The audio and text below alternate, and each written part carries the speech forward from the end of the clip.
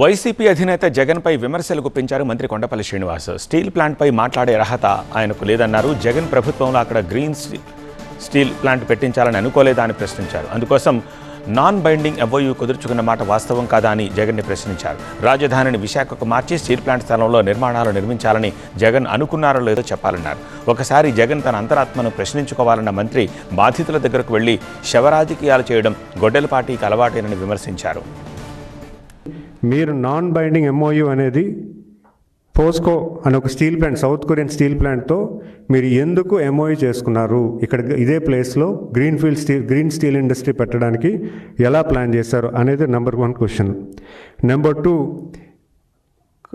విశాఖపట్నం కేంద్రంగా రాజధానిగా తయారు చేద్దామన్న ఆలోచనతో ఈ స్టీల్ ప్లాంట్లోనే రాజధాని కట్టాలన్న ఆలోచన మీరు ప్రస్తావించారా లేదా?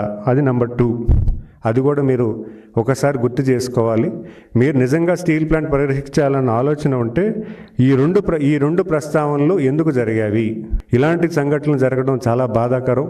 ఇలాంటి సంఘటన కూడా మీరు రాజకీయంగా వాడేయడం అనేది ఖచ్చితంగా అది కరెక్ట్ కాదు. అది మీ గొడ్డల పార్టీ నేచర్ని మార్చాల్సిన అవసరం మీకు ఉంటుందన్న సంగతి ఖచ్చితంగా తెలియజేసుకుంటూ, ఎందుకంటే ఈరోజు మీరు ఒక బాధాకరమైనటువంటి కుటుంబాల దగ్గరికి వెళ్ళి ఇవన్నీ ప్రస్తావన చేస్తున్నారు.